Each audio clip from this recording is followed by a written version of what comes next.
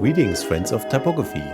In February 2020, I launched my first Kickstarter campaign with the goal to revive the German blackletter font Viking and to release it for free under the OpenFont license. I am very grateful for all the support this project received. Over the last weeks I've been working on the font, and in this video I want to show you the progress. What you see here is the regular style in the font editor. As you can see, there are a lot of glyphs in that font already, around 400 at this point. I originally said the font will get a full Latin 1 character set, which means Western European languages. But since I got so much support from people from all over the world, I decided to go further than originally announced, and I also added Central and Eastern European characters. So Polish, Czech, Slovakian and so on, it's all supported. But now let's look at the design and the features in more detail. Something I do with all my blackletter fonts is to provide alternative characters for legibility reasons. Most typefaces we use today with a Latin script support can be classified as Roman style. Sometimes it's even in the name, like Times New Roman. Blackletter is also a style within the Latin script, but it is a separate branch and developed independently from the Roman style. And as a result, it has letter forms which are not easy to read if you are just used to Roman typefaces.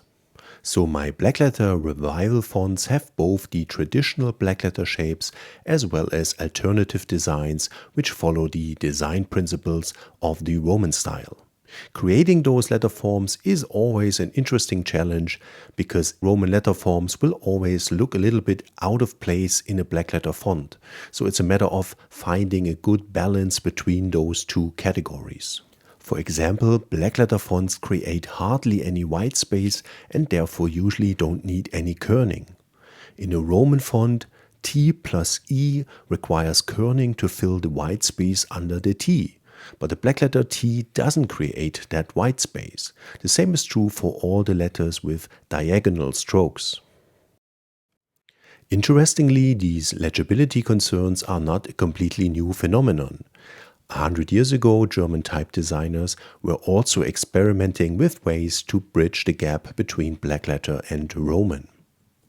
And in fact, the foundry which released Viking in 1925 even changed their mind in regards to two characters. After the Viking pages for a type specimen book were already printed, the letters B and S were changed, and this small sheet was added to the type specimen book. As you can see, the traditional design for the uppercase S was changed to a Roman S, a design which isn't in line with the rest of the letters. In my Viking revival, you can choose for yourself which letters you want. In fact, there are now 3 versions of the uppercase S. The older one from the foundry, the newer one from the foundry, and a completely new one as default, which is derived from the character shapes of the other capital letters in the font. In the final release you will find the modernized characters as default, but by activating the stylistic set 1 you can access the traditional letter forms which can be seen here. This is useful for setting a German text in the way it would have been set around 100 years ago. And speaking of traditional German blackletter typesetting, of course you can also use a long S and all the typical blackletter ligatures which are accessible via OpenType as so-called discretionary ligatures. So like I said, I already had some experience in creating these alternative glyphs. But I also encountered a completely new challenge while working on this project. The font is extremely dense in the vertical direction.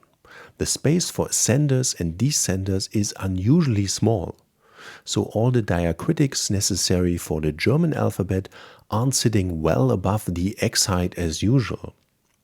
The original design works well for German and is even quite charming this way, but it is simply incompatible with a font made for international use. I tried to find a way to create a full set of international letters with diacritics while staying as close as possible to those original German diacritics. and I actually redrew all the diacritics several times to try out different options. But in the end, I had to realize that I simply couldn't keep the original design of the diacritics for the default character set. So here you can see the new default set for the German letters, and this style works for all languages. I also had to raise the space for the ascenders and descenders to make room for all the non-German diacritics.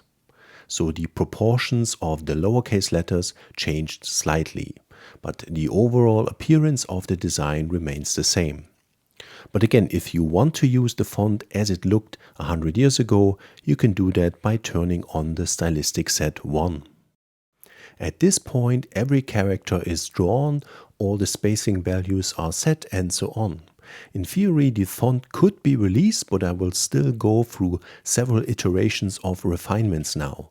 I will test the font when used for various languages, and I will continue to look at the individual glyphs. There are always little problems I still find and correct, which then usually requires changes to other letters for the sake of consistency. I also like to show the design to others who can spot problems I can't see anymore because I know the design so well and cannot put myself in a position where I would have a fresh look at the design.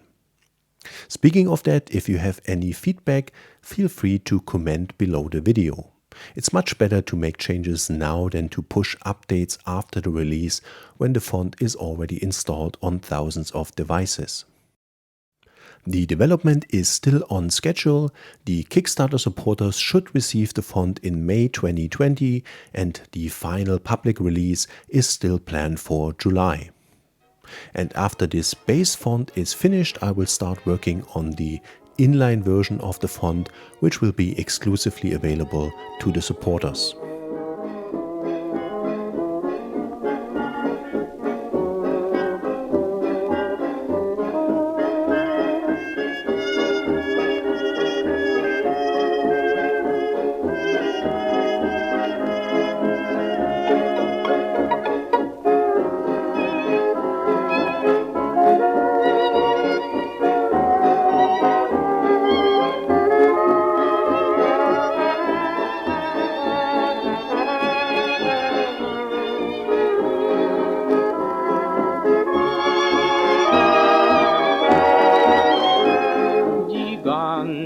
Welt ist himmelblau, wenn ich in deine Augen schau. Und ich frag dabei, bist auch du so treu wie das Blau deiner Augen. Ein Blick nur in dein Angesicht, und ringsum blüht, vergissmeinnicht, ja die ganze Welt machst du süße Frau, so blau, so blau, so blau.